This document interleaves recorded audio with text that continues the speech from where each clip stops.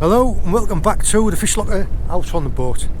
What I'm hoping to do today is I'm going to go to some different locations. I'm going to be putting a camera on the seabed to show you what those different locations look like on the seabed, and hopefully catching a couple of fish while I'm at it. The first location where I'm at right now, you can probably see there is still a bit of residual swell around. We're on a little bit of reef. Now if the conditions get any worse than this with the swell, I'm not going to be able to fish this area. We will see how it goes, but that's the plan. What I'm just about to do now is we've got wind and tide in the same direction, both going in that way, and I'm going to be putting out a live bait on a float. It's my simple live bait rig, which is a sliding float, a locked in lead, and what is this? Say 3 feet of 20-pound fluoro ending in a big circle hook.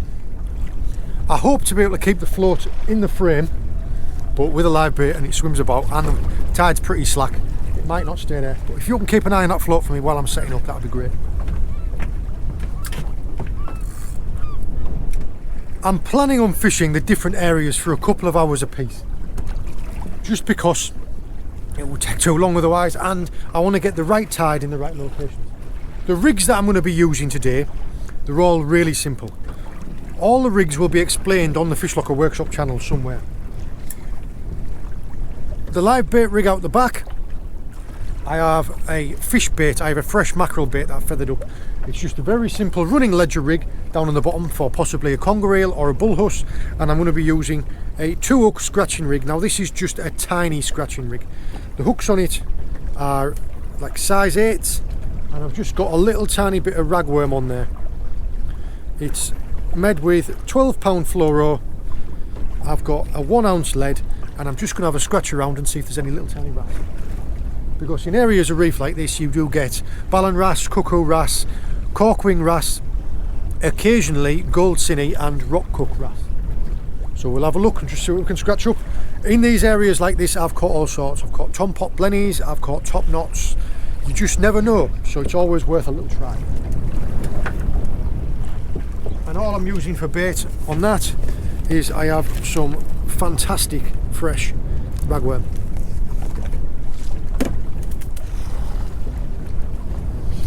Oh, that's not a rock cook. That'd be a ballan wrasse. Banging about a bit, might be a cuckoo.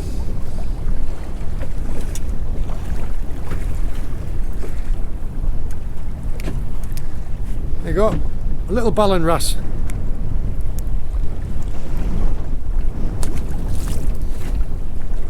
Little tiny hooks, little tiny baits, and I do like putting these. I've found sometimes that if I put like a little tiny squishy bead just at the top of the hook, like that, it stops them from swallowing the hook sometimes.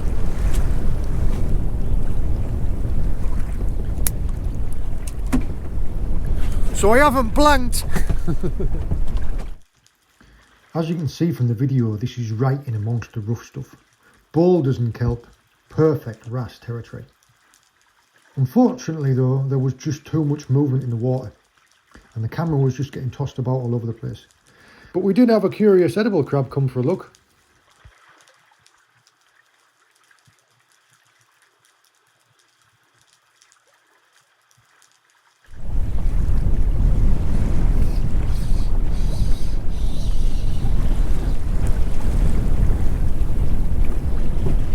He's a lovely coloured little guy.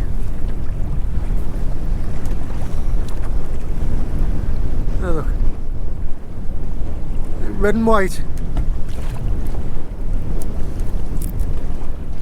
Plenty of fight left in him. There you go. See you later.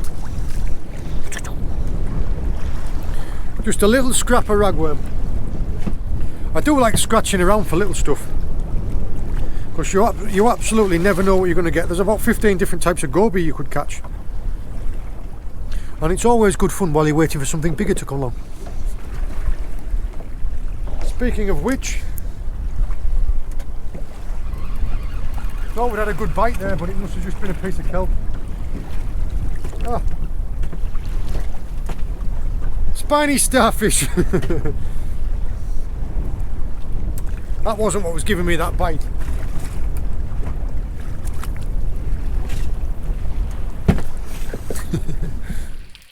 The second drop with the camera found a starfish and a shy little two-spotted goby.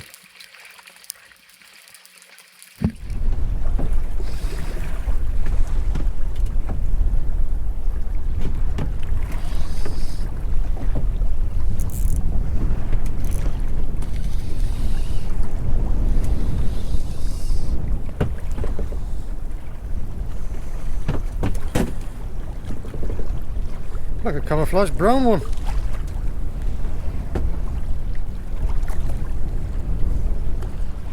See, look, the beads held it from being swallowed.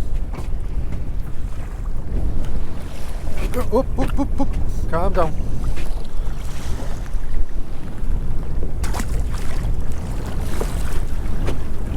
And by fishing on a shallow reef like this and taking your time to bring them up, quite often they go back really well. The next location I've come to is I've come to a pontoon, just out of curiosity to see what's right below the boat when it's sat at a pontoon halfway up the river where everyone's moorings are. Now I've come here now because I'm waiting for the tide to turn. We've got a bit of a period over slack water where the tide doesn't really know where it wants to do.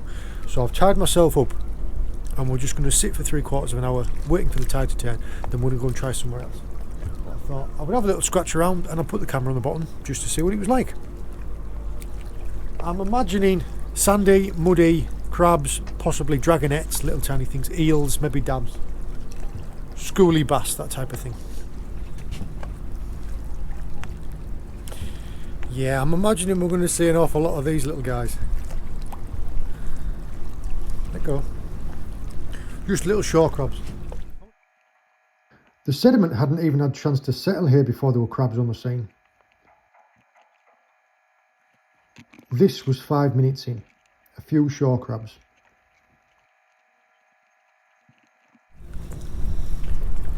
Yeah, lots of them as well. After 10 minutes it was starting to get ridiculous. Look at how they're throwing it around the place.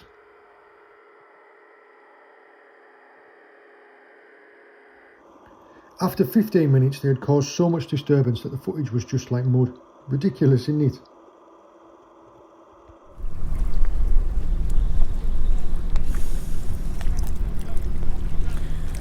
Timed that. That was 45 seconds.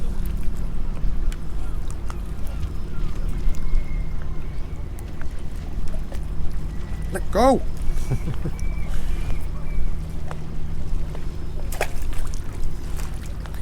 Tide's starting to change. Let's go. The next spot we've come to, and mainly just because I thought it might be interesting, is along the side of a pier wall. Now, I'm hoping that there might be like holes at the bottom of this pier wall. There'll be congers and things like that living in there. We never know until we try. So I'm going to fish some little tiny scratching baits along the side. I've got a camera on the bottom and I've got a mackerel bait out on there. And we'll give this 3/4 of an hour and then we'll see. Sadly, the camera showed quite a bit of debris down there near the wall. A few ballan wrasse cutting about the place though.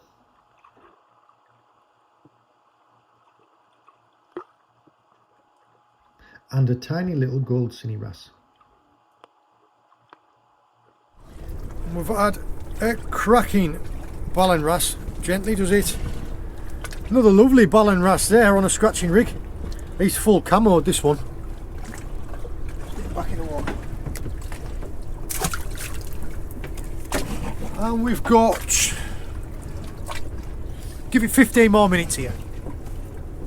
Yeah, all I'm doing is I'm just fishing my little tiny scratching rigs just along the bottom, along, up and down the side of the wall, and chucking it out and bouncing it back along the bottom.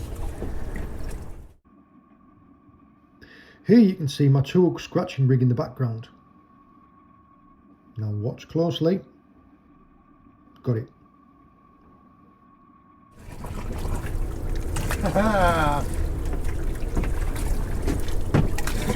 That is a little black goby. I'm going to get a photo of this guy because I tell you what, their dorsal fins are fantastic. Just picked him up on a little scratching rig. Will I get a photo of that? I like these guys. A stunning little black goby. Oh, really cool dorsal fin. I don't know if you can see the colours through there. Just picked up on a little piece of ragworm.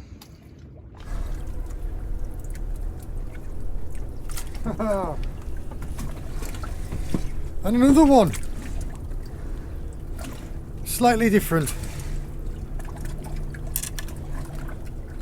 Another little black goby, just slightly different than the first one.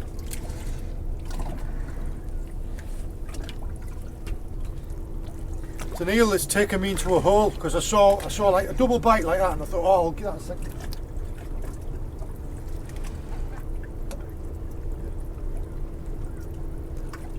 Yeah, that's a conger eel. Cheeky. It must have literally just come out and then gone back in the wall. An opportunistic edible fancies her chances.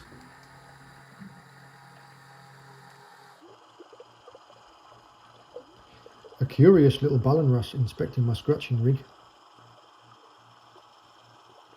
whilst a party of two-spotted gobies dance around for the camera.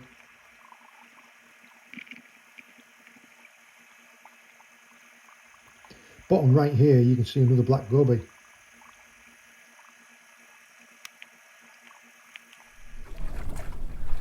It is lovely just to be out, isn't it?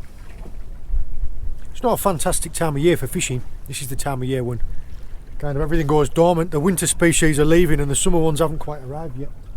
But it is lovely to be out. Now this is in around 60 feet of water. You can see some long-legged crabs in the foreground, and at the back we have a cracking thornback ray just moving in slowly.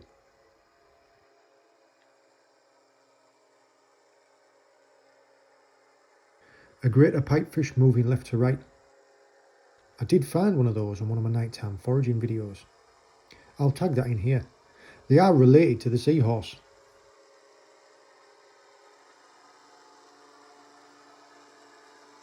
It's really interesting, I think, seeing how these rays move along the seabed.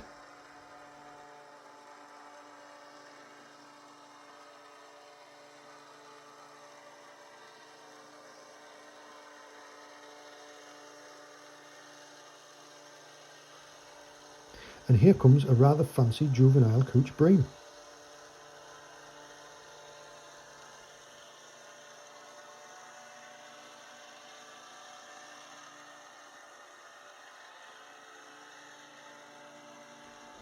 And a little dragonette.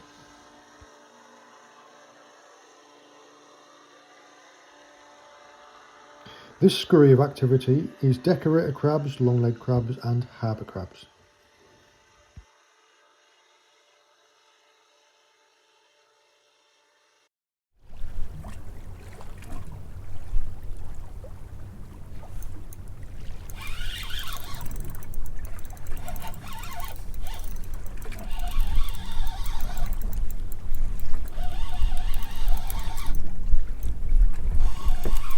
Just started moving in the wrong direction.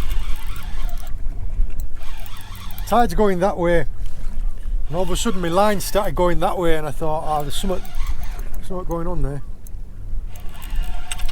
What we got? Oh, nice. Nice to see.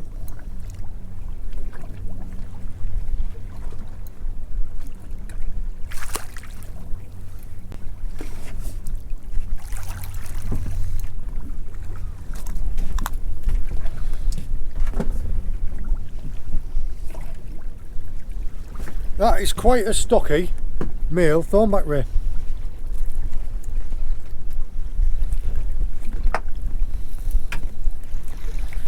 They're always full of attitude, these males. Look at him trying to mace me with that tail. You do have to watch them because they've got some proper thorns at the back of them tails, and all over his cheeks.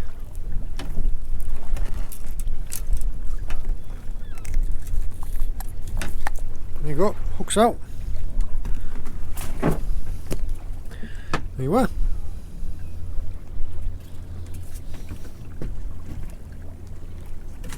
Oh, I tell you what, the sharp.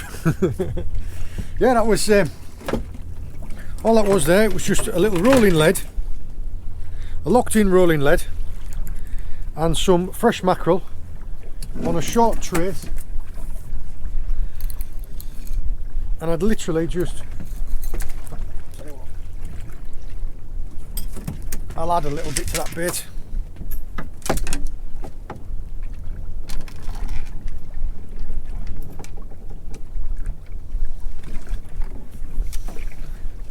That's it. And all I'd done was I just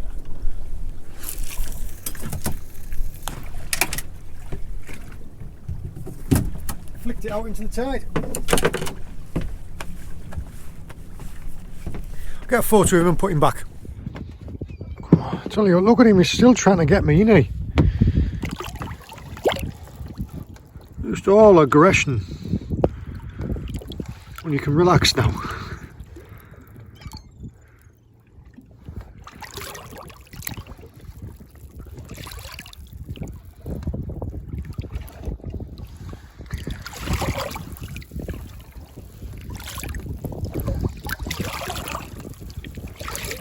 I want to spend more time swimming and less time trying to hit me with that tail. Going. See you later. I fished for a total of 6 hours. That was 3 hours up to high tide and 3 hours down again, over 4 different locations. Now I picked those 4 different locations to try and show you 4 different types of seabed. I won't know if it's worked until I get home to check the footage, because I haven't been able to see what the underwater camera's got yet. So fingers crossed. Let me know if you've enjoyed this type of video. I will try and do some more. We didn't catch an awful lot today. I did get one nice stormback ray, which I'm really pleased about. If we catch any more in the time it takes me to pack up, I will put it in. If I don't, then I won't. In the meantime, all the very best. Take it easy. I'll see you later. Got a mackerel on the scratching rig. Not lucky day, fella.